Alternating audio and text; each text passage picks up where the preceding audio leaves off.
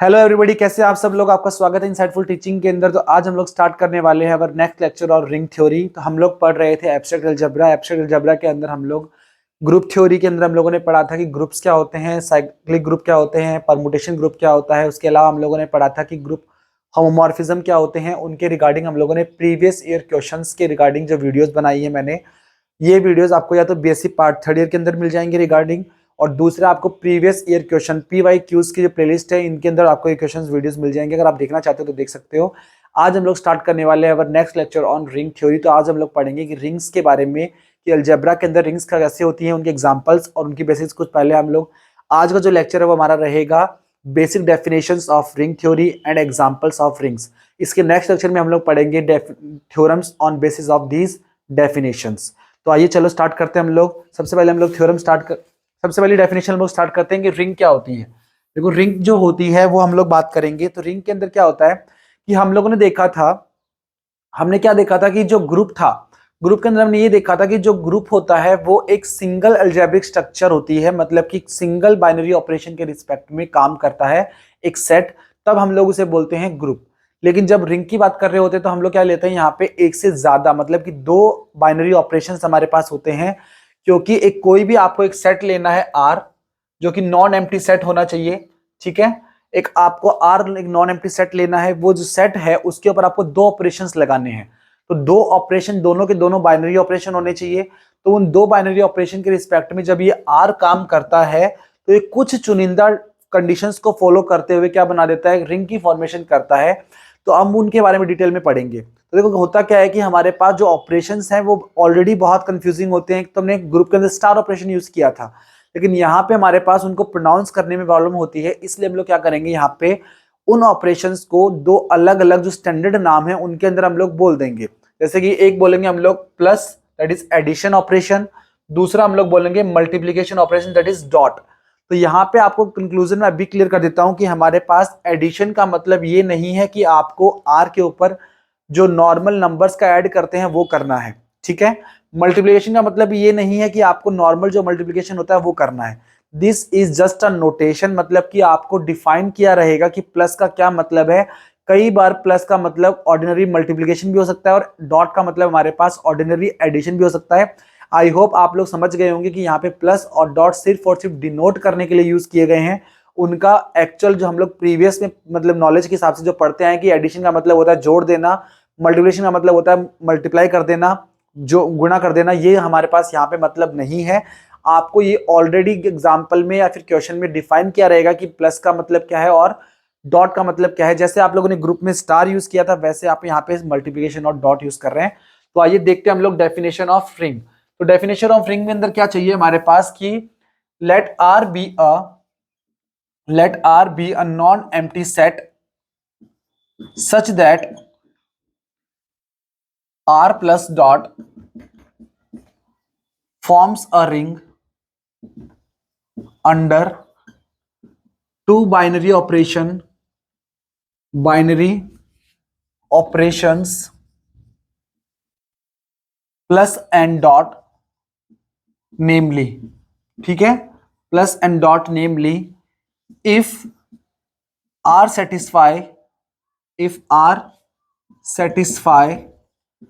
the following conditions।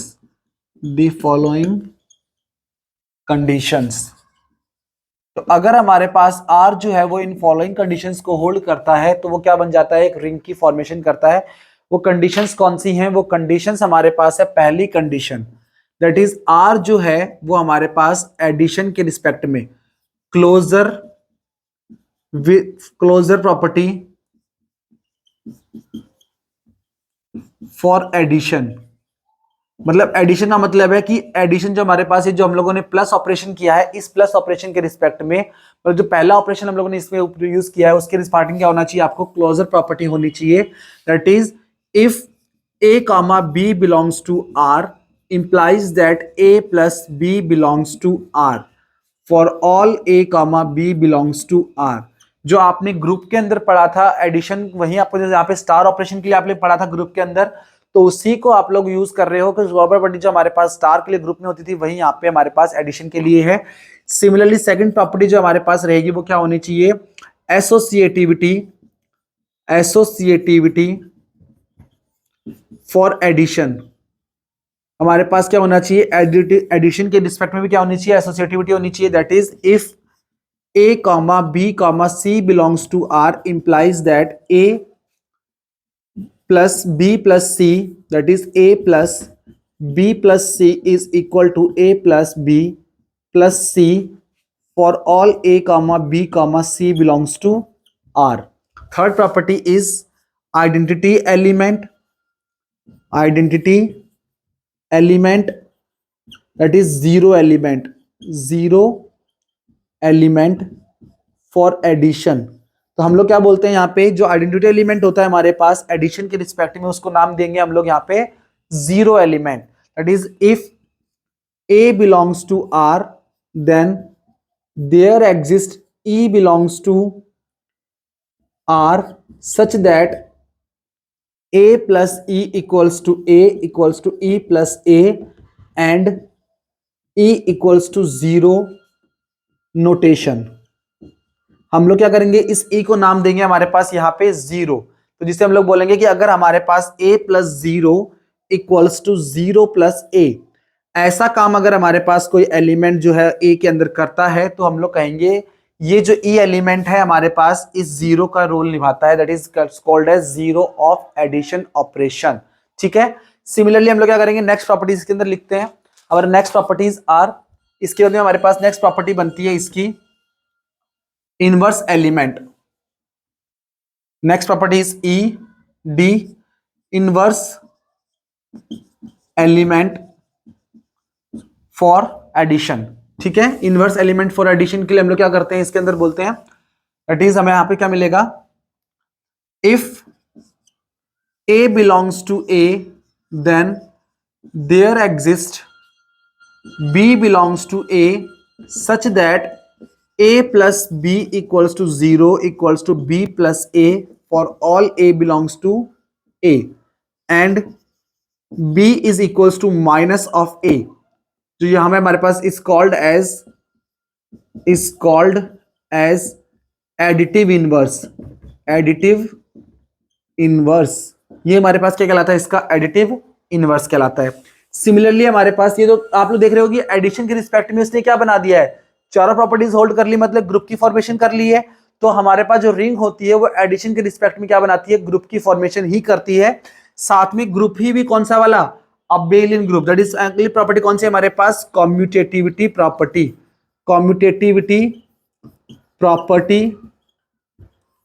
For addition. Commutative property कौन सी किसके लिए हमारे पास, एडिशन के रिस्पेक्ट में। That is for all, that is if a comma b belongs to R implies that a plus b equals to b plus a for all a comma b belongs to R।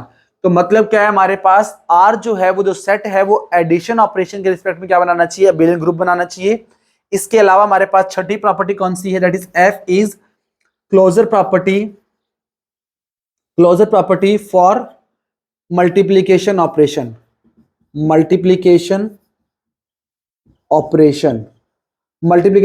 के लिए भी हमारे पास क्या होना चाहिए, उसके अंदर क्लोजर प्रॉपर्टी होल्ड होनी चाहिए। That is if a comma b belongs to R implies that a dot b belongs to R for all a comma b belongs to R। मतलब कि जब भी a और b बिलोंग करेंगे तो a b को भी R में बिलोंग करना चाहिए, तभी हमारे पास क्या होगा, वो एक क्लोजर प्रॉपर्टी को होल्ड करेगा मल्टीप्लिकेशन ऑपरेशन के रिस्पेक्ट में।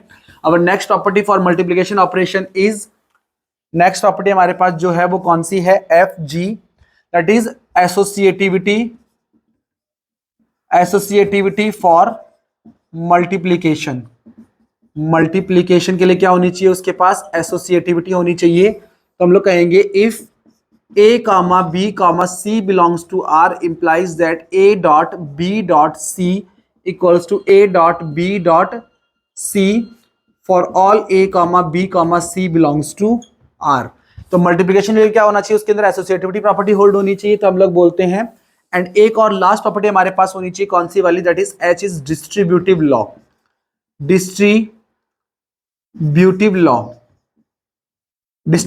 Of multiplication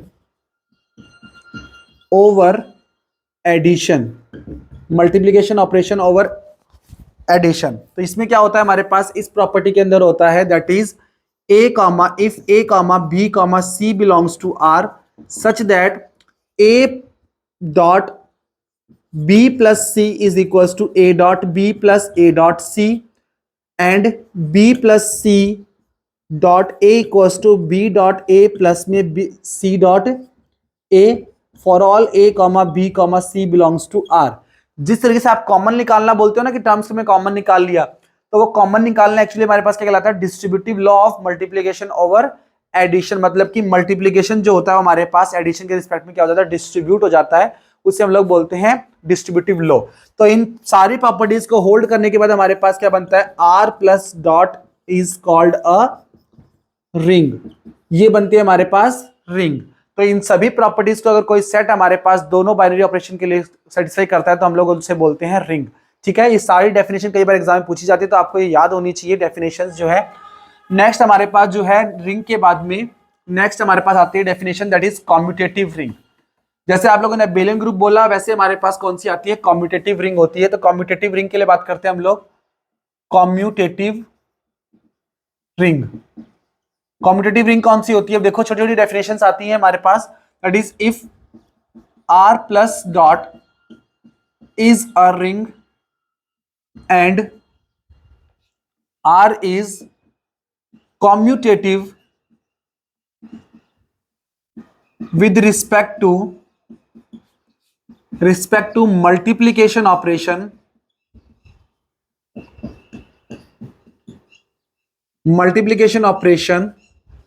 then R is called commutative ring. देखो एडिशन के लिए तो ऑलरेडी उसके अंदर मेलिन ग्रुप बनाते हैं, तो उसके लिए तो कोई जरूरत है ही नहीं, लेकिन मल्टीप्लिकेशन के रिस्पेक्ट में भी अगर आर ने हमारे पास कॉम्यूटेट करना शुरू कर दिया तो वो कहलाती है commutative ring.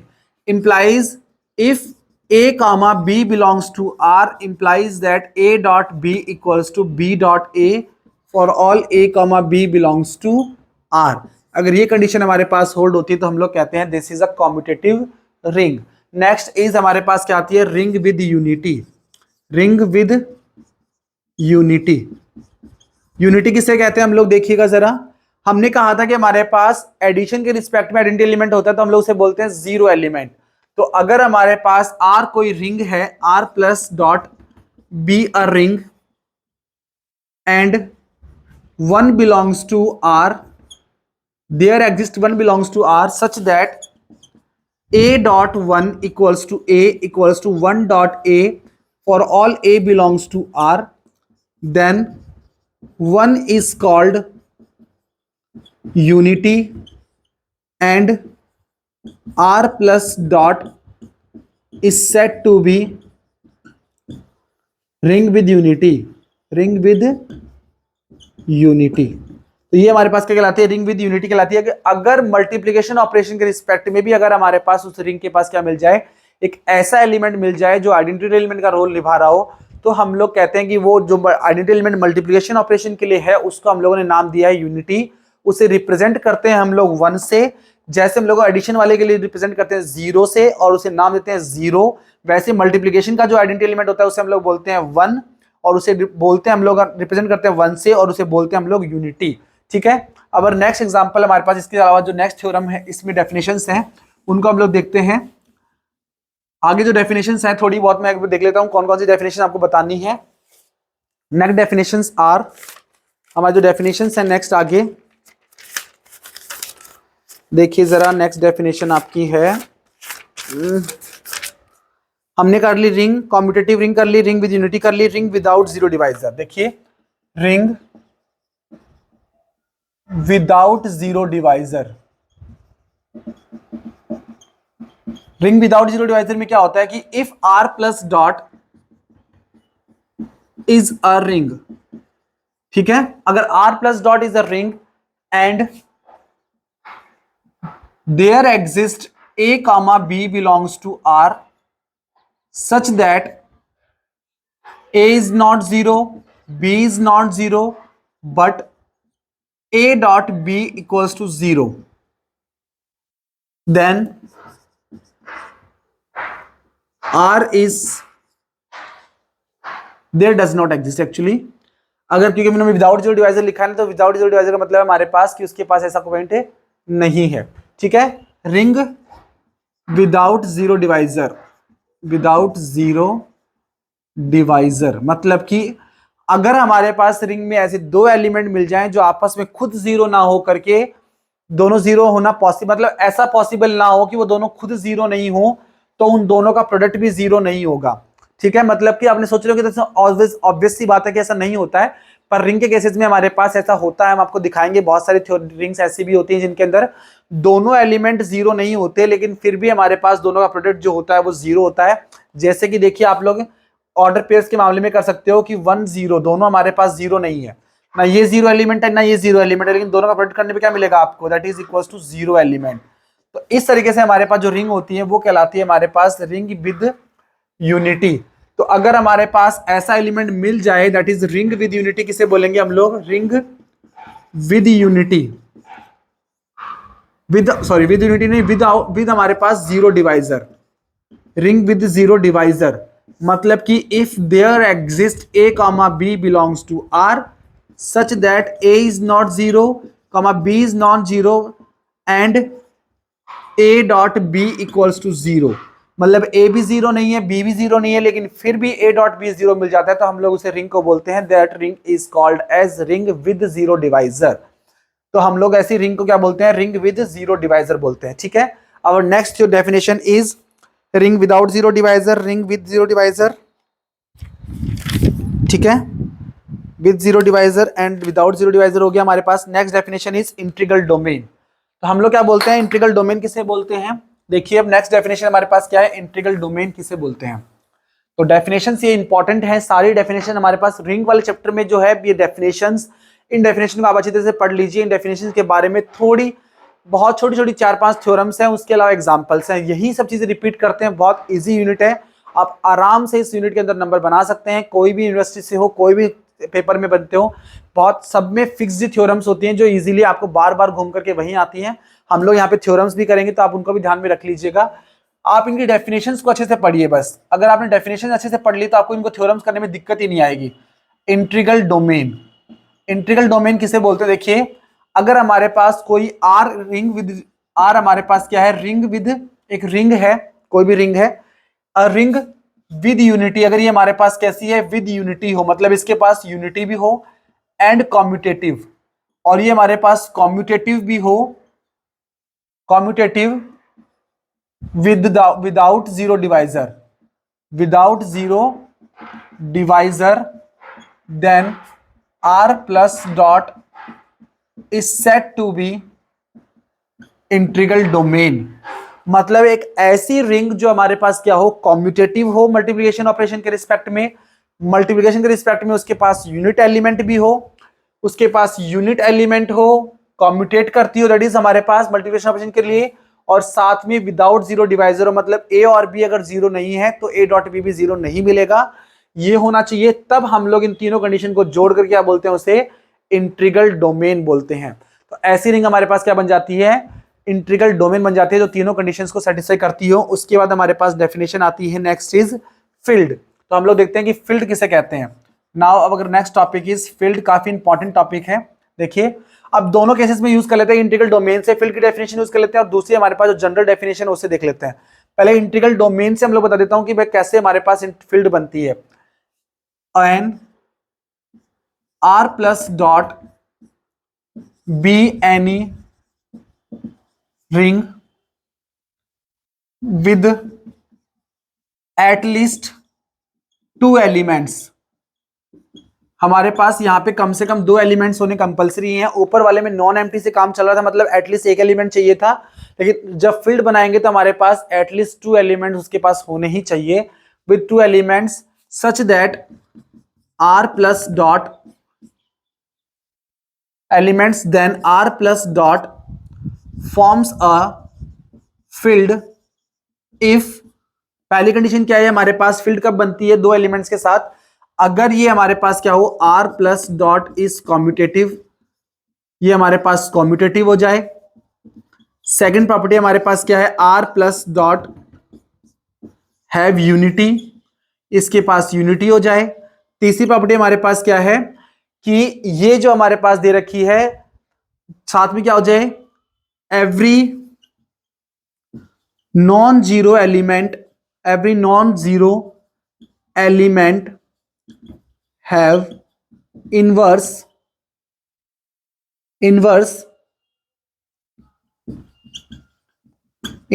Element with respect to multiplication operation,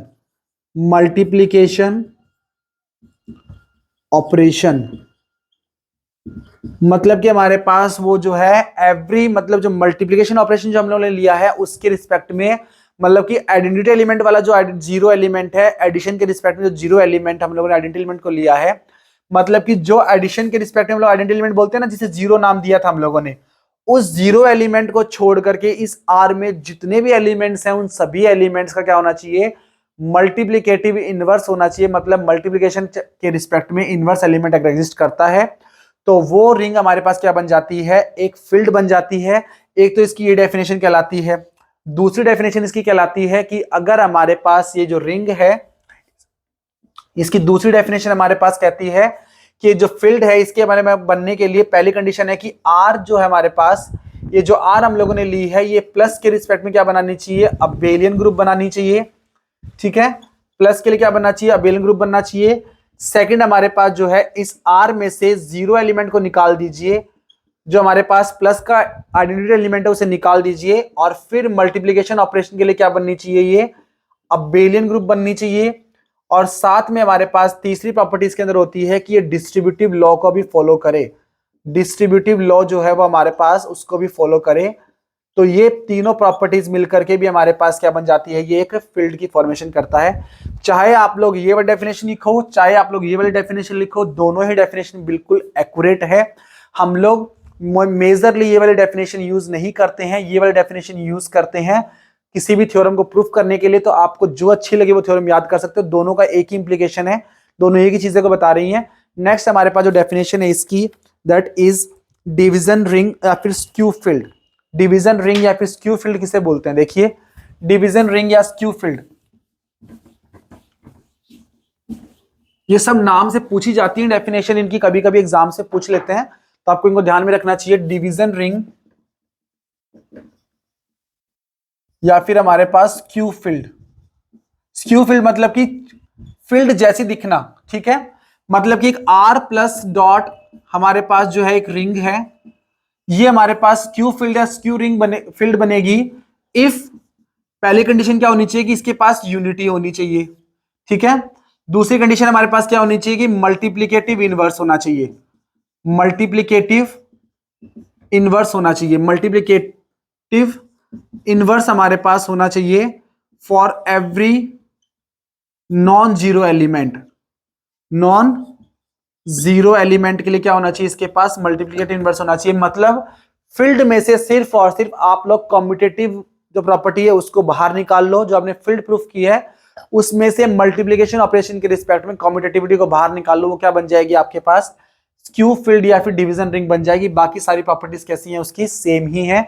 this is called a skew field. ठीक है, तो नेक्स्ट हमारे पास क्या है, बुलियन रिंग। नेक्स्ट डेफिनेशन आपके पास है बुलियन रिंग। किसे कहते हैं, बुलियन रिंग कहते हैं हमारे पास अगर एक रिंग है, एक रिंग है आर प्लस डॉट, और उसके अंदर हमारे पास क्या है, for all A belongs to R A square equals to A मिल जाए तो हम लोग उसे बोलते हैं बुलियन रिंग। मतलब कि सारे एलिमेंट का जो स्क्वायर है वो हमें क्या दे दे, ए ही दे दे, हम उसे बोलते हैं रिंग, बुलियन रिंग। ऐसे हमारे पास आती है पी रिंग, पी रिंग भी आती है हमारे पास, that is P ring. P ring के अंदर क्या होता है कि आर प्लस डॉट हमारे पास कोई रिंग हो तो उसे हम लोग पी रिंग बोलते हैं इफ ए की पावर पी हमारे पास क्या आ जाए, ई आ जाए, या फिर पी ए हमारे पास क्या आ जाए, जीरो आ जाए। ये जो हमारे पास है ए की power P goes to A आ जाए, सॉरी। तो ये for all A belongs to R के लिए अगर ऐसा एलिमेंट हमारे पास होल्ड हो रहा हो तो हम लोग उसे बोलते हैं पी रिंग। ठीक है, तो ये हमारे पास कहलाती है पी रिंग। इसके बाद हमारे पास कुछ डेफिनेशन हो आती है, that is an unit of a ring. ये काफी अच्छी डेफिनेशन है, unit of a ring, unit of a ring. ये काफी इंपॉर्टेंट डेफिनेशन है, इससे पहले वाली दो तीन डेफिनेशन तो ये इंपॉर्टेंट नहीं थी, लेकिन ये वाली डेफिनेशन काफी इंपॉर्टेंट है। एक बार इंक भर लेते हैं, इंक खत्म हो गई है।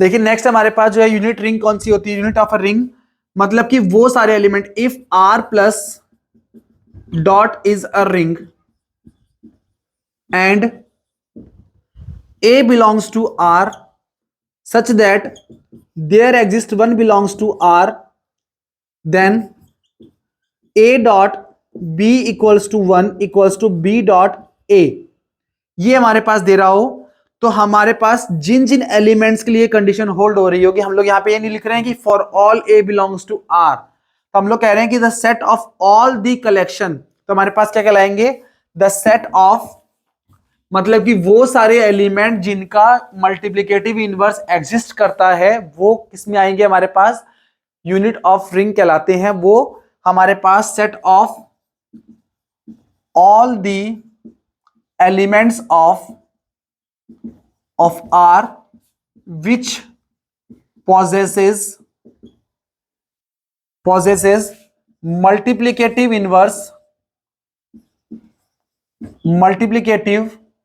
inverse in R। तो जो सेट है हमारे पास जिन जिन एलिमेंट्स के लिए मल्टीप्लिकेटिव इनवर्स मिलता है वो हमारे पास क्या कहलाता है, यूनिट ऑफ रिंग कहलाता है।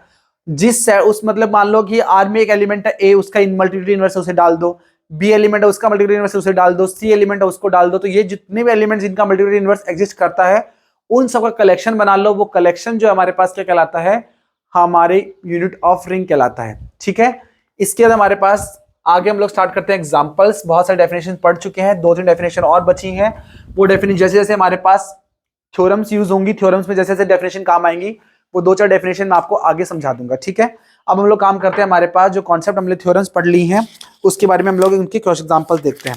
ठीक है, एग्जाम्पल में आपको सबसे पहले एग्जाम्पल एक दूसरा दिया हुआ है, इसके एग्जाम्पल्स बहुत इंपॉर्टेंट है, काफी एग्जाम में आते हैं, इसलिए मैं पहले उनको टारगेट कर रहा हूं ताकि आपको एग्जाम्पल समझ में आ जाए और आपको कॉन्सेप्ट समझ में आए कि रिंग कैसे काम करती है, ताकि आपको उसके बाद में उनको प्रूफ करने में, थ्योरम्स को प्रूफ करने में दिक्कत ना आए। आपको दिया हुआ है show that a set J of Gaussian integers, Gaussian integer set दिया हुआ है J equals to m plus iota n where m comma n belongs to integers. ठीक है, ये दिया हुआ है आपको, forms a ring with respect to ordinary additive and multiplication of complex numbers, is it a integral domain, is it a field.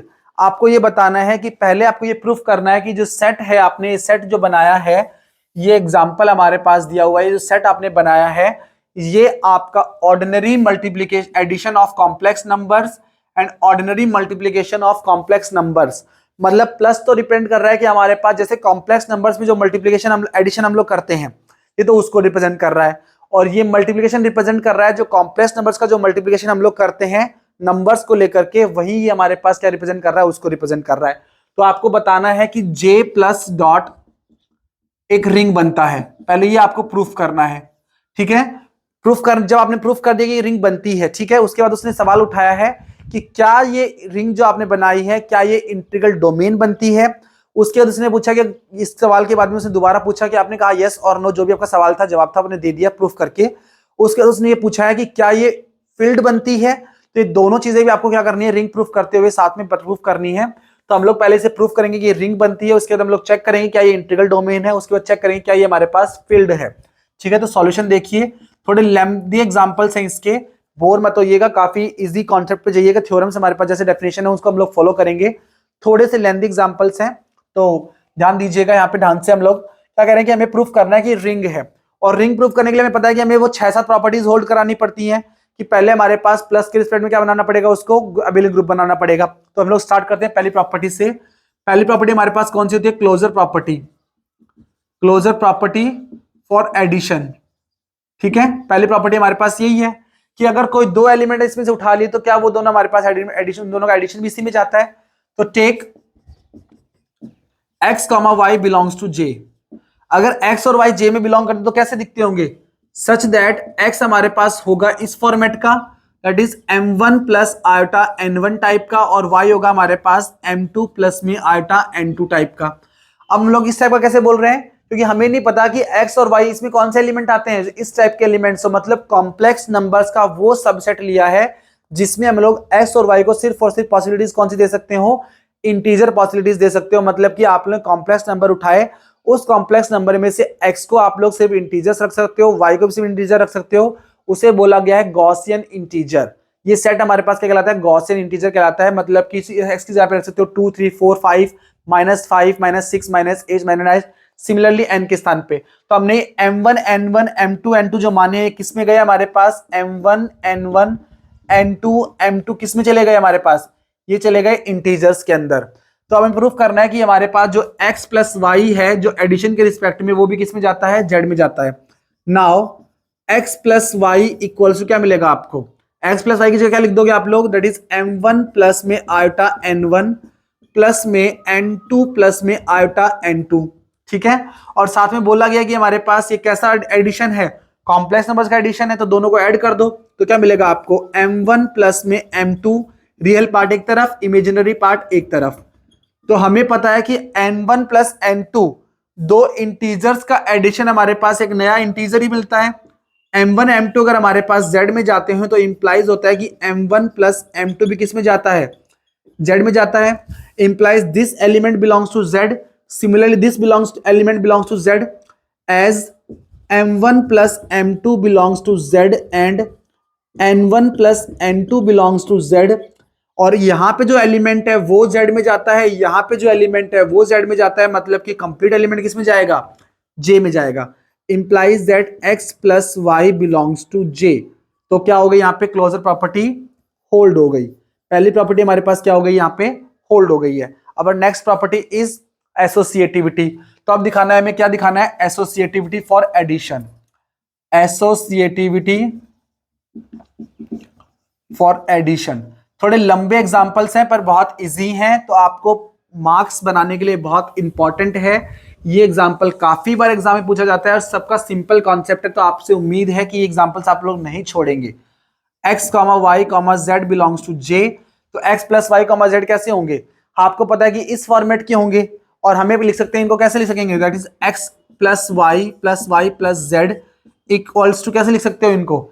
या फिर आप डायरेक्ट भी लिख सकते हो। मान लो आपको मैथमेटिकली प्रूफ नहीं करते तो यहाँ पे लिख दो आप लोग। मैथमेटिकली प्रूफ ना करके हम लोग लिख सकते हैं इसको as each element of j is a complex number, which means j is a subset of complex numbers, and we know that complex numbers of addition is a group, which means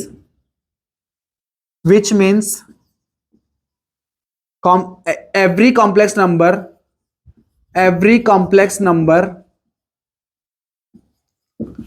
satisfy the associativity property which implies every element of j satisfy commutativity property. Same ही लिख दो।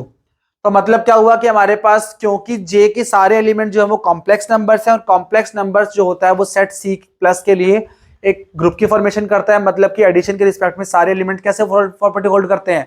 Associativity को hold करते हैं। और हमें पता है कि बड़ा सेट अगर एसोसिएटिव होता है तो छोटा सेट भी एसोसिएटिव होता है। मतलब सी एसोसिएटिव, तो हमारे पास जे भी उसके रिस्पेक्ट में एसोसिएटिव हो जाएगा। एसोसिएटिविटी और कम्यूटेटिव प्रॉपर्टी हमारे पास बड़े सेट से छोटे सेट पे as it is copy paste कर दी जाती है। ध्यान रखिएगा इस बात को, ठीक है। तो हम लोग थर्ड प्रॉपर्टी करेंगे यहाँ पे हमारे पास कौन सी? That is identity element. अब चेक करेंगे हमारे पास आइडेंटिटी एलिमेंट प्रूफ होता है नहीं होता है। तो नेक्स्ट हमारे पास जो प्रॉपर्टी है that is identity element, that is zero element. Identity element या फिर लिख सकते हो आप इसे जीरो एलिमेंट, ठीक है। तो लेट m हम लोग मान लेते हैं कि x belongs to j such that e belongs to, and there exist e belongs to j such that a plus e equals to a and e plus a equals to a for all a, sorry a नहीं x, यहां पे a मान लेते हैं, ठीक है। a belongs to, for all a belongs to j। तो हम लोग ले लेते हैं लेट कि हम जो चेक कर रहे हैं कि ये हमारे पास बिलोंग करता है नहीं करता, a plus E equals to a, तो ई का मान क्या मिलेगा आपको, a plus a equals to a, और ए क्या है हमारे पास, as a belongs to j implies that a equals to m1 plus iota n1, इस फॉर्मेट का होना चाहिए।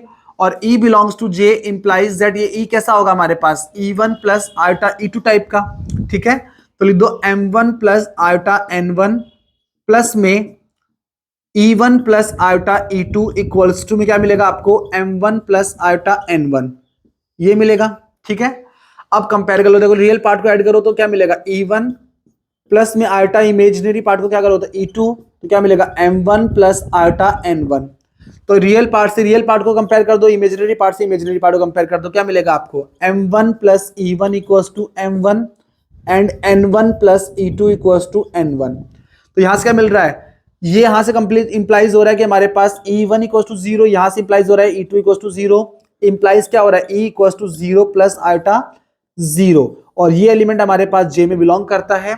तो मतलब जीरो एलिमेंट कौन बना इसका, zero element is 0 plus iota 0 is a zero element of j, तो ये बना हमारे पास zero element of j. Similarly आप लोग लेफ्ट हैंड साइड से प्रूफ कर सकते हो इस चीज को, तो भी हमारे पास जीरो एलिमेंट आएगा। तो इस तरह से लिख सकते हो हमारे पास that is the identity element of zero, ठीक है। नेक्स्ट हमें प्रूफ करना है दैट इज इनवर्स एलिमेंट। तो इनवर्स एलिमेंट की प्रॉपर्टी में प्रूफ करनी है, इसके अंदर इनवर्स एलिमेंट हमारे पास दिखाना, दैट इज डी प्रॉपर्टी हमारे पास कौन सी है, इनवर्स एलिमेंट, इनवर्स एलिमेंट, ठीक है।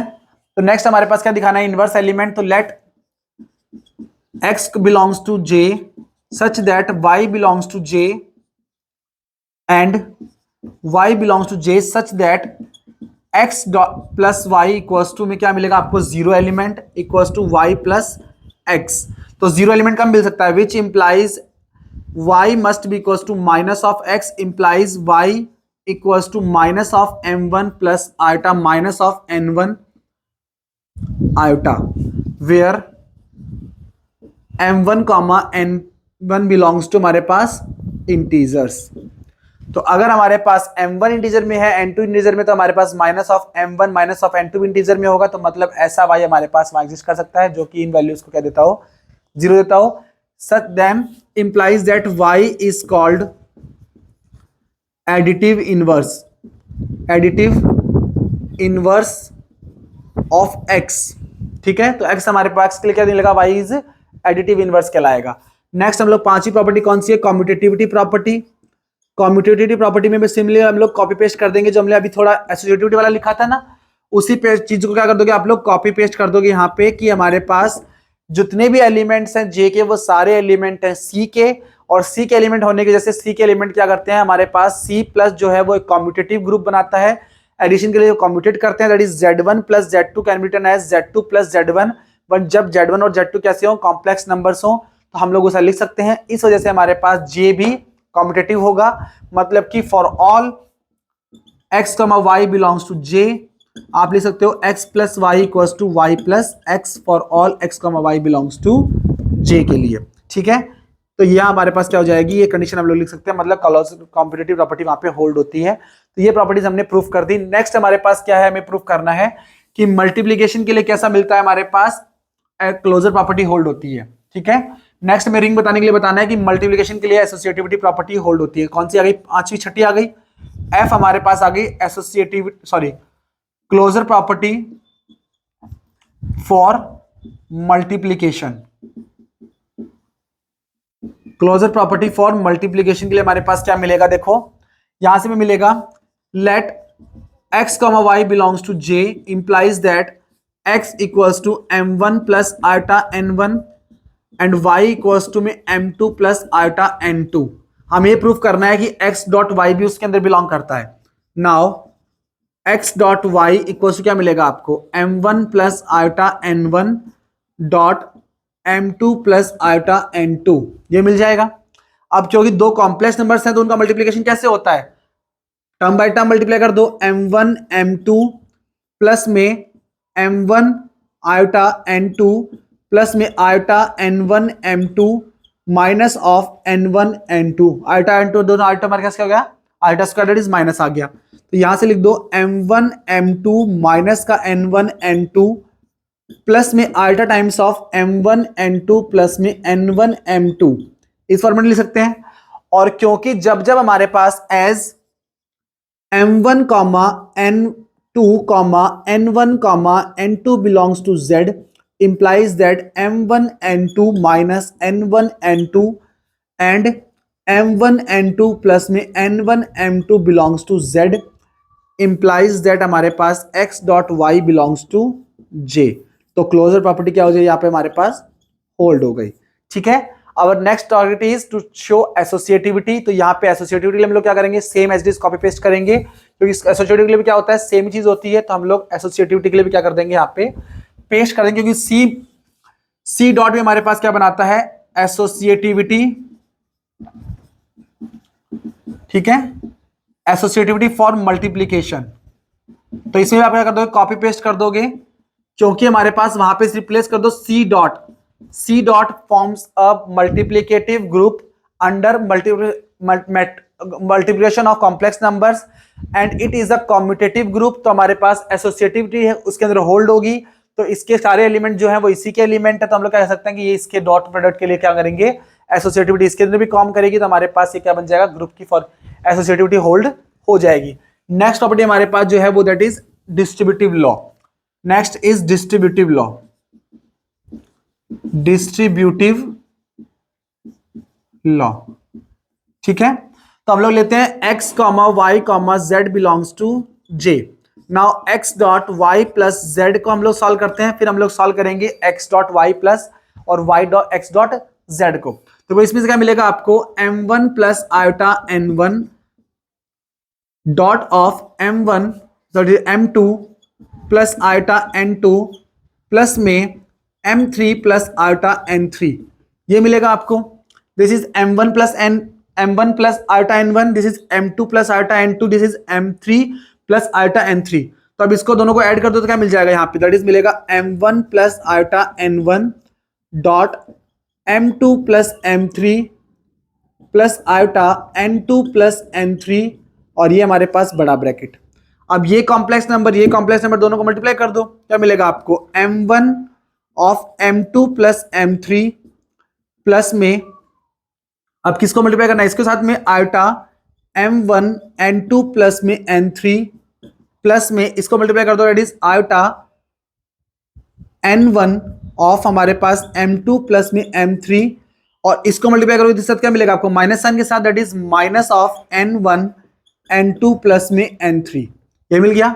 सिमिलरली आप लोग क्या सॉल्व कर लो, x डॉट वाई प्लस में y dot x dot z, यही चेक करना है आपको, x dot y and x dot y and x dot z। तो क्या मिलेगा, यही वैल्यू मिलेगी। देखो x डॉट वाई को सॉल्व करना है आपको, तो क्या मिलेगा, m1 प्लस में आयोटा n1, और यहां मिलेगा आपको y that is m2 plus में आयोटा n2 प्लस में m1 प्लस आयोटा n1, और मल्टीप्लाई करना आपको m3 प्लस में आयोटा n3 के साथ। तो यहां से क्या मिल जाएगा, देखो यहां से मिलेगा आपको इक्वल्स टू m1, यहां से मिलेगा आपको m1, इसको मल्टीप्लाई करते मिलेगा m1 m2 प्लस में आयोटा n1 प्लस में आयोटा n1 m2 प्लस में आयोटा n2 m1, और माइनस में n1 n2, और यहां मिलेगा m1 m3 प्लस में आयोटा n1 m3 प्लस में iota n3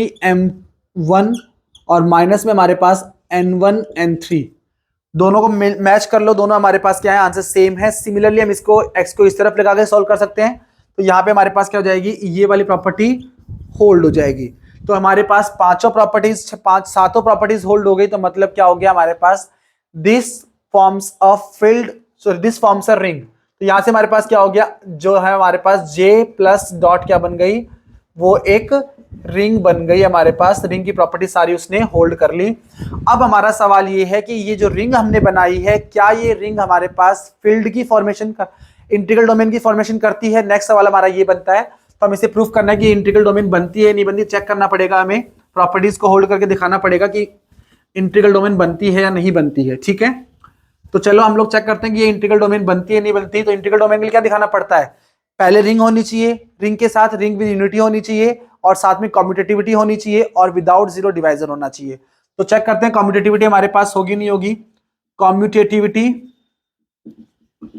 for multiplication, multiplication तो हमारे पास क्या लिख देंगे हम लोग यहाँ पे, हम लोग सेम लिख देंगे कि हमारे पास कॉपी पेस्ट कर देंगे। क्या कॉपी पेस्ट करेंगे हम लोग यहाँ पे कि सी डॉट हमारे पास क्या बनता है, एक ग्रुप की फॉर्मेशन करता है मल्टीप्लिकेशन ऑपरेशन के रिस्पेक्ट में, और सारे जे के जो एलिमेंट है वो सी के एलिमेंट है। और क्योंकि सी हमारे पास मल्टीप्लिकेशन ऑपरेशन के लिए कम्यूटेटिव होता है, इसलिए जे भी हमारे पास उस सी ऑपरेशन के लिए क्या होगा, कम्यूटेटिव होगा।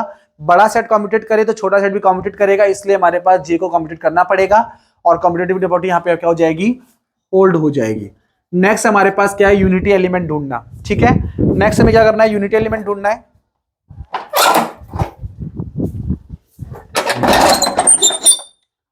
नेक्स्ट इज यूनिटी एलिमेंट ढूंढना, तो हमारे पास यूनिटी एलिमेंट जो है उसे ढूंढे। यूनिटी, तो यूनिटी का मतलब क्या है हमारे पास कि मल्टीप्लिकेशन के रिस्पेक्ट में आइडेंटिटी एलिमेंट ढूंढना। तो let a belongs to r, sorry j, यहां पे हमारे पास आर नहीं, जे यूज किया है, एंड समथिंग एलिमेंट मान लो that is x belongs to j such that आपको एक्स की वैल्यू ढूंढनी है। तो it is a dot x equals to क्या मिलना चाहिए, 1, नहीं सॉरी आपको मिलना चाहिए ए वापस, and equals to x dot a. तो आपको इस x की वैल्यू बतानी है कि हमारे पास यूनिट जो है इसकी कितनी होगी, और फिर हम इसका रिप्रेजेंट करेंगे 1 से रिप्रेजेंट करेंगे। तो यहाँ पे लिख दूं मैं 1 ही लिख देता हूं ताकि आपको कंफ्यूजन ना हो, 1 जेड से इसे कंफ्यूजन हो रही होगी। 1 बिलोंग्स टू सच दैट 1, हमें यहाँ पे 1 की वैल्यू ढूंढनी है कि 1 की वैल्यू कौन सी है। Now take a dot 1 equals to a। ठीक है, a क्या है हमारे पास, दैट इज m1 प्लस में आयोटा n1 टाइप का है, और 1 कैसा होगा, वो भी इसके जैसे होगा, इसी में से उठाया गया है, तो उसे लिख देते हैं हम लोग दैट इज m2 प्लस में आयोटा n2 टाइप का, इक्वल टू आना चाहिए m1 plus iota n1 type, वापस आना चाहिए।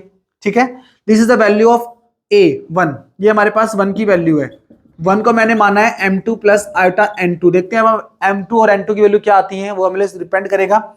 तो यहां से क्या मिल जाएगा आपको, m1 m2 प्लस में आयोटा n1 m2 प्लस में आयोटा m1 n2 माइनस में हमारे पास that is n1 n2 equals to m1 plus में आयोटा n1।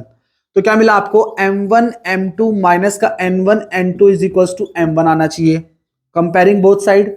ठीक है, साथ में हमारे पास n1 m2 प्लस में हमारे पास m1 n2 इक्वल्स टू कितना आना चाहिए, हमारे पास n1 आना चाहिए, कंपेयरिंग ऑन बोथ साइड। तो यहां से हम लोग जब दोनों को सॉल्व कर रहेंगे तो हमारे पास जो कंडीशंस बनेगी वो क्या बनेगी कि हमारे पास जो है m1 तो बन जाए, दैट इज हमारे पास हमें लाना है वापस m1, तो इस m2 का बनना पड़ेगा, इस m2 को बनना पड़ेगा 1, और ये वाली वैल्यू में हमारे पास क्या हो जाए, इस वाली वैल्यू में चेंजमेंट आना चाहिए। अब क्योंकि n1 को तो 0 ले नहीं सकते हम लोग, क्योंकि n1 को 0 लेने से हमारे पास मतलब कि सारा कंप्लीट a जो है वो कैसा बन गया, ये बन गया, मतलब इस n2 को क्या कर दिया हम लोग, 0 कर दें, इस n2 को कर दिया हम लोगों ने 0, तो इंप्लाइज क्या बन गया हमारे पास, 1 जो है वो कैसा बन गया, 1 प्लस 0 आयोटा जैसा बन गया। सिमिलर केस यहाँ पे हम लोग कह सकते हैं कि हमारे पास इन दोनों केस से 1 आ गया, 1 प्लस 0 आयोटा जैसा, जो कि हमारे पास इसके अंदर बिलोंग करता है। जब आप इसकी वैल्यू ले लोगे 1, इसकी वैल्यू ले लोगे 0, तो ये 1 हमारे पास इसके अंदर बिलोंग करता है, दैट इज यूनिटी एलिमेंट भी इसके पास है। तो दो कंडीशन तो इसने फॉलो कर ली कि कम्यूटेटिविटी भी है मल्टीप्लिकेशन के रिस्पेक्ट में, यूनिटी एलिमेंट भी है मल्टीप्लिकेशन के रिस्पेक्ट में। अब हमें चेक करना है कि क्या ये हमारे पास इसके पास zero ring without zero divisor है या नहीं है, मतलब कोई दो एलिमेंट जीरो नहीं होने पर हमारे पास दोनों का प्रोडक्ट भी जीरो नहीं होना चाहिए। तो हम लोग चेक करते हैं ring without zero divisor, without zero divisor, तो हम लोग चेक करते हैं लेट हमारे पास x, y belongs to j such that x is not zero and y is not zero, and x dot y को चेक करते हैं कि वो हमारे पास जीरो मिलता है या नहीं मिलता है। ठीक है, तो x डॉट y कैसा मिलेगा आपको, m1 प्लस में आयोटा n1 मिलेगा और m2 प्लस आयोटा n2 जैसा मिलेगा, जहां पे x की वैल्यू ये है, m की वैल्यू ये है, तो आंसर मिलेगा आपको m1 m2 minus n1 n2। ठीक है, और प्लस में मिलेगा आपको वैल्यू यहाँ पे सॉल्व करने पे इसको, that is plus iota of n1 m2 plus में m1 n2 ये मिलेगा। अब ये एलिमेंट हमारे पास जीरो होना चाहिए, क्योंकि उसके जीरो डिवाइजर के सेट में क्या होना चाहिए, एलिमेंट जीरो होना चाहिए। तो लेट पॉसिबल मान लेते हैं, इंप्लाइज हमारे पास इसे जीरो होने के लिए if possible is possible m1 m2 minus n1 n2 equals to 0। Implies क्या हो गया कि m1 m2 हमारे पास n1 n2 के बराबर हो गया, implies m1 upon n1 is equals to n2 upon में m2। और यहां से क्या मिल गया आपको, n1 m2 इक्वल्स माइनस हमारे पास एक प्लस में m1 n2 इक्वल्स टू 0। ठीक है, अगर ये एलिमेंट जीरो का तभी तो जीरो डिवाइजर मिलेगा, तो इसको मैंने जीरो रख दिया। ठीक है, तो ये भी जीरो हो गया, ये भी जीरो हो गया। लेट इफ पॉसिबल हमने ये मान लिया कि हमारे पास क्या होता है, जीरो के बराबर होता है, तभी तो विद जीरो डिवाइजर होगा, तो हमने दोनों को जीरो मान लिया। यहां से क्या मिला आपको, n1 upon m1 m2 equals to minus का m1 n2। यहां से मिल गया आपको n1 अपॉन में, इसे लिख दो आप लोग, दैट इज, देखो इसका इस्तेमाल कर लेते हैं हम लोग। यहां से m1 इक्वल्स टू मिलेगा हमें n1 अपॉन m1।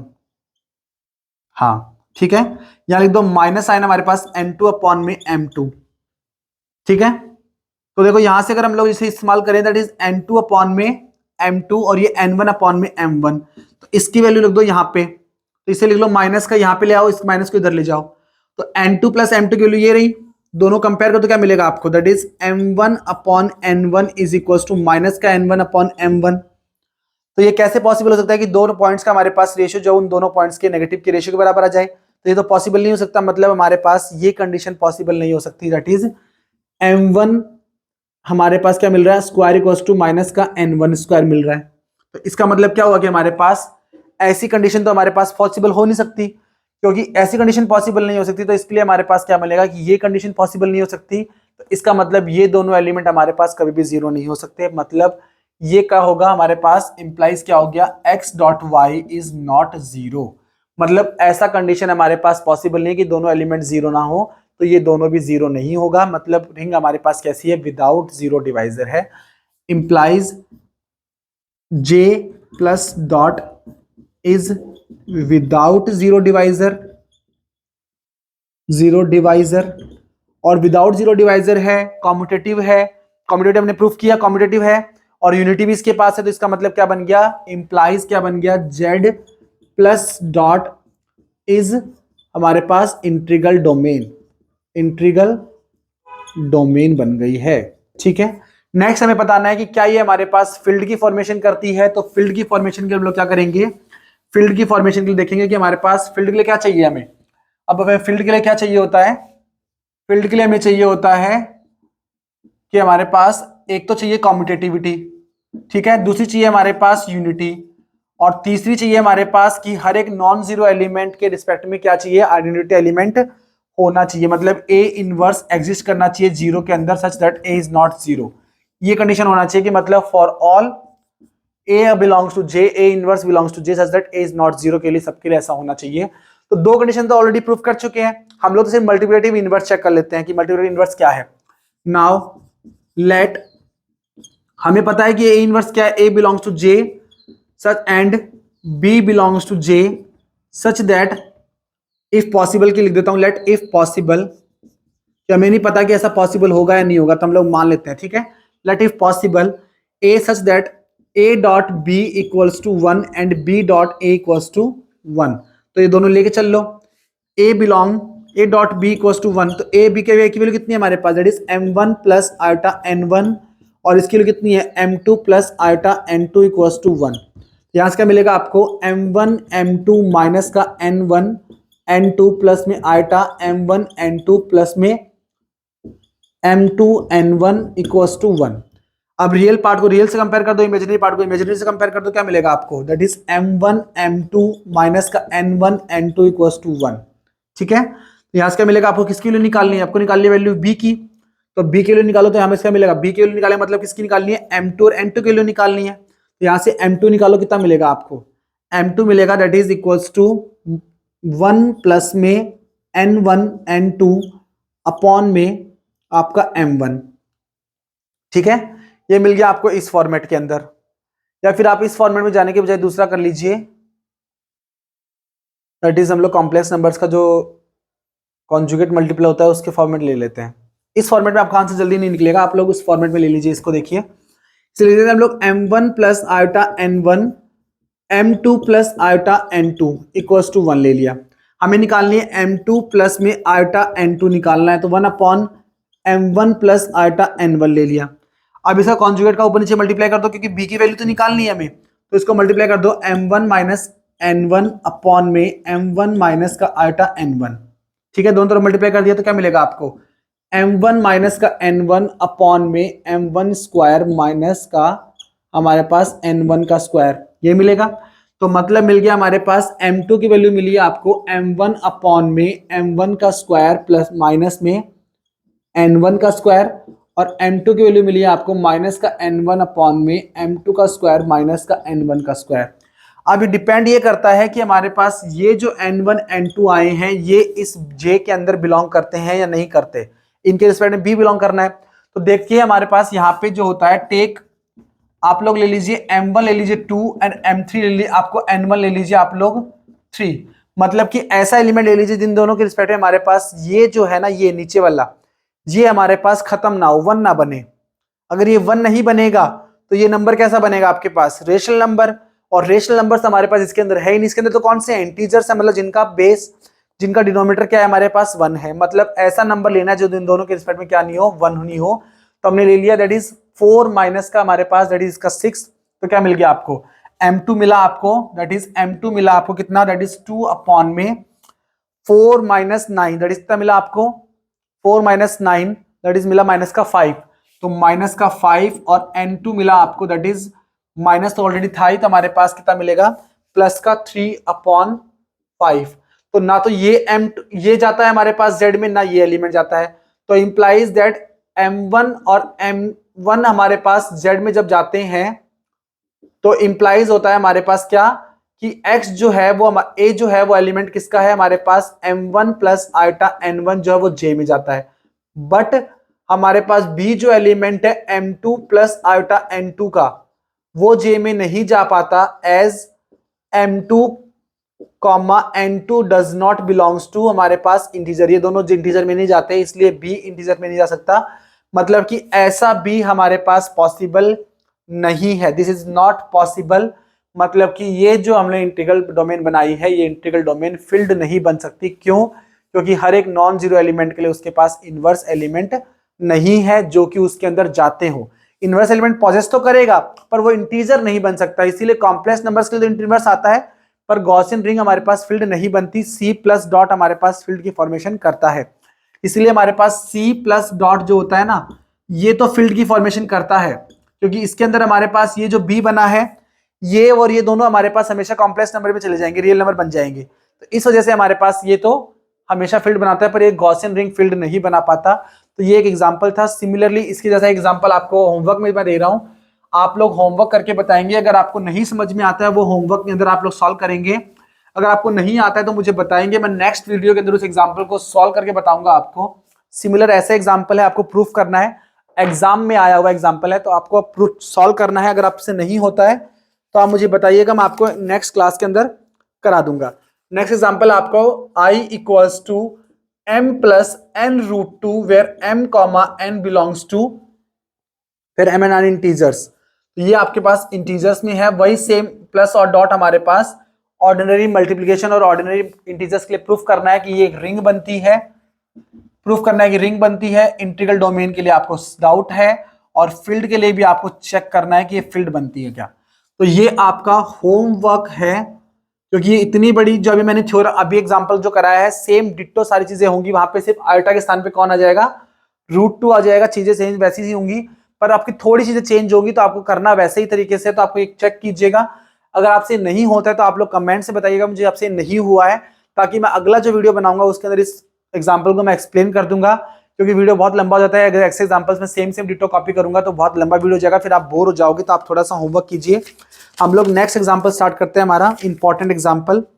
अब नेक्स्ट एक इंपॉर्टेंट एग्जांपल आपको दिया हुआ है कि अगर आपकी R इज अ फील्ड, आपकी एक रिंग है, एग्जांपल है आपका R एक रिंग है, R प्लस डॉट रिंग है, and a square a for all A belongs to R, a square such that a square equals to a, सभी element जो हैं तो आपको इसके अंदर बिलोंग करते हैं, तो ए स्क्वायर जितने भी एलिमेंट है रिंग के अंदर वो ऐसे हैं, ए स्क्वायर मतलब बुलियन रिंग है, ये कैसी रिंग है, ये this ring is Boolean ring. ठीक है, कैसी रिंग आपके पास? बुलियन रिंग है। तो हमें एक प्रूफ करना है, देन प्रूफ दैट, आपको पहले कंडीशन प्रूफ करनी है कि a plus a equals to 0 for all a belongs to r के लिए। सेकंड आपको प्रूफ करना है कि a plus b equals to 0 implies a equals to b for all a comma b belongs to r। Third आपको proof करना है आपको a r is commutative, r is commutative, मतलब कि आपको मल्टीप्लीकेशन के लिए क्या करती है? कॉम्यूटेटिव रिंग है। तो ये आपको प्रूफ करना है। ठीक है, तो हम लोग इसे प्रूफ करते हैं। देखिए, तो हम लोग लेके चलते हैं हमारे पास, पहले दो कंडीशंस लेके चलते हैं, इस कंडीशन को लेके चलते हैं हमारे पास। तो लेट हमें दिया हुआ है कि इस ए में जितने भी एलिमेंट्स हैं वो सारे इसका काम करते हैं। Let a belongs to are implies that A plus a also belongs to r. हमें पता है कि ए अगर आर में बिलोंग करता है तो ए प्लस ए भी आर में बिलोंग करेगा, क्योंकि हमें काम भी ए प्लस ए पे करना है, तो उसके बिलोंग कराना कंपलसरी है। और इसका रीजन क्या है बिलोंग करने का? इसका रीजन ये है क्योंकि क्लोजर प्रॉपर्टी होल्ड होती है एडिशन के रिस्पेक्ट में। जब भी ए बिलोंग करेगा तो ए प्लस ए भी बिलोंग करेगा। मैं ऐसे दो ए बार ले लूंगा, ए बिलोंग्स टू आर इंप्लाइज दोनों का सम भी आर में जाएगा। ठीक है, नाउ क्योंकि ए प्लस ए आर में जाता है और जितने भी एलिमेंट ए में जाते हैं वो कैसा काम करते हैं? इसके जैसा काम करते हैं, इंप्लाइज ए प्लस ए का whole square equals to a plus a होगा। अब होल स्क्वायर को ओपन कर लो, क्या मिलेगा यहां से आपको? ए स्क्वायर प्लस में 2 टाइम्स ऑफ, यहां से लिख दो स्क्वायर, इट इज ऐसे लिख दो a plus a, that is a plus a equals to a plus a. ठीक है, तो यहां से क्या मिल जाएगा आपको? A square plus a square plus a square plus में a square equals to a plus a. सबको आपस में मल्टीप्लाई करो तो आपको यही मिलेगा 4 टाइम्स ए स्क्वायर। ठीक है, अब ए स्क्वायर किसके बराबर लिख सकते हो आप लोग? ए के बराबर लिख सकते हो, तो रिप्लेस कर दो आपस से ए प्लस में ए प्लस ए प्लस में ए equals to a plus a. ठीक है, तो यहां से क्या लिख सकते हो आप लोग? That is a plus a plus में a plus a equals to a plus a, और इसमें ऐड कर दो 0 एलिमेंट, क्योंकि हमें पता है इसके अंदर 0 एलिमेंट ऐड करने से इसमें कोई फर्क नहीं पड़ेगा। ठीक है, तो ये लिख लो। अब कर दो हमारे पास, क्योंकि एक रिंग बनता है और एडिशन के रिस्पेक्ट में ग्रुप है, तो ग्रुप के रिस्पेक्ट में हमारे पास क्या होगा? लेफ्ट कैंसिलेशन लॉ लगेगा। तो बाय लेफ्ट कैंसिलेशन लॉ ये इससे कैंसिल हुआ, तो एलिमेंट कितना बच गया हमारे पास? a plus a equals to 0 बन गया। हम लोग लेके चले थे कि a हमारे पास अगर बिलोंग करता है तो उस केस में a प्लस ए क्या मिलेगा आपको? 0 मिलेगा। यही इस थ्योरम में आपको प्रूफ करना था। एग्जाम्पल है ये, काफी अच्छा एग्जाम्पल आपको जो प्रूफ करना था ये हमने प्रूफ कर दिया है। नेक्स्ट आपको प्रूफ करना है इसका b case, that is a plus b belong equals to 0 implies that a plus implies a equals to b for all a comma b belongs to r के लिए, कि अगर a प्लस बी भी 0 हो तो आपको प्रूफ करना है कि a और b दोनों बराबर होंगे। तो let a belongs to r implies that a plus a equals to 0। Question number first अभी प्रूफ किया हुआ ये रहा। अगर a बिलोंग करता है तो क्या मिलता है आपको? a प्लस ए बिलो 0 मिलता है। And given a comma b belongs to r implies that a plus b equals to 0। Equation number second ये आपको ऑलरेडी गिवन है। ठीक है, ऑन दोनों का मान हमारे पास सेम है, तो on equating both side a plus a equals to a plus b, ये लिख दिया दोनों तरफ। By left cancellation law, by left cancellation law left side से लेफ्ट साइड कैंसिल कर दो, क्या मिलेगा? a equals to b।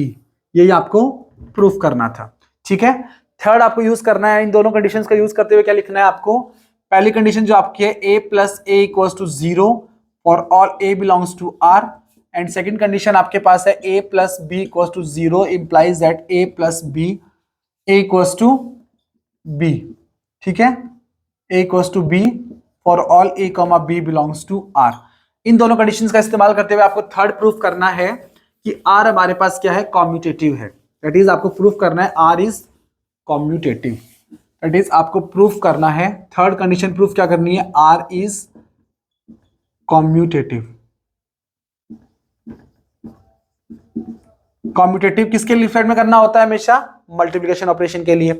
तो let a comma b belongs to r implies that a dot b हम लोगों ने ले लिया, क्योंकि हमें a डॉट b के ऊपर काम करना है।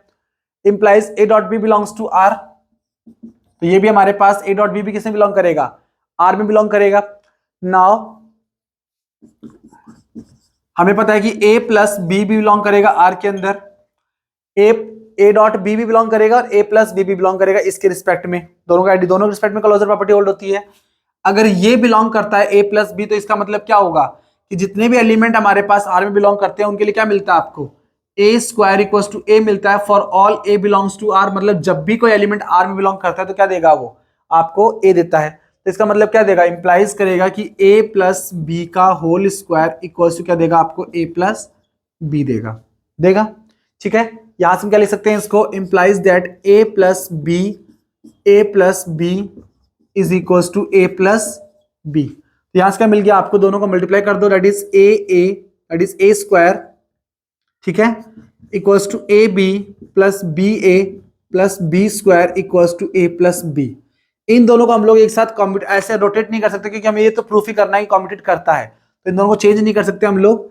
ठीक है, तो यहां से क्या मिल जाएगा, आपको पता है कि हर एक एलिमेंट के लिए वो काम होता है, as for all A belongs to R A square equals to a implies that if b belongs to are, implies होगा कि b square equals to b. इसका यूज कर लिया हम लोगों ने यहाँ पे, तो यहाँ क्या मिलेगा आपको, दैट इज बी प्लस में ए बी प्लस में बी ए प्लस में ये मिलेगा हमें ए, ये मिलेगा हमें b equals to a plus b. ठीक है, by left cancellation law this cancel by this and by right cancellation क्या मिल जाएगा, ए बी प्लस में बी ए प्लस में b equals to b plus zero. ठीक है, सॉरी सिर्फ हम लोग जीरो प्लस बी। ठीक है, तो यहां से क्या मिल जाएगा, by right cancellation law b से बी कैंसिल, क्या बचा आपके पास, इंप्लाइज बचा ए बी प्लस में b a equals to zero. ठीक है, और हमें पता है कि हमारे पास सेकंड कंडीशन क्या कहती है कि ए बी और ए प्लस बी अगर जीरो होते हैं तो ए इक्वल्स टू बी होगा, this is a this is b, implies क्या हो गया यहां से हमारे पास a b is equals to b a. तो क्या मिल गया, किसकी कंडीशन है ये, a b equals to b a, commutativity की। यही हमें प्रूव करना था कि ये हमारे पास क्या है, कॉम्यूटेटिव है। तो इस तरीके से आपको रिंग के जो एग्जांपल्स हैं जिनमें हमें प्रूफ करना था वो हमने प्रूफ करे हैं। नेक्स्ट वीडियो में हम लोग देखेंगे कि रिंग के रिगार्डिंग हमारे पास जो थ्योरम्स है, इंपॉर्टेंट थ्योरम जो एग्जाम्स में आती हैं उनको हम लोग पढ़ेंगे। तो study with me, thank you so much. आप सबका बहुत बहुत स्वागत है इस चैनल के ऊपर आने के लिए। ये चैनल बिल्कुल आप जैसे स्टूडेंट्स के लिए बनाया गया है, ये भी बिल्कुल हमारे पास सिर्फ और सिर्फ स्टूडेंट्स को पढ़ने के लिए बनाया गया है। तो आप लोग बेफिक्र होकर के अपने डाउट्स भेजिए कीजिए, आपको हर एक चीज का सॉल्यूशन मिलेगा यहाँ पे ऊपर, ये मेरे पे विश्वास रखिएगा आप लोग। Thank you so much.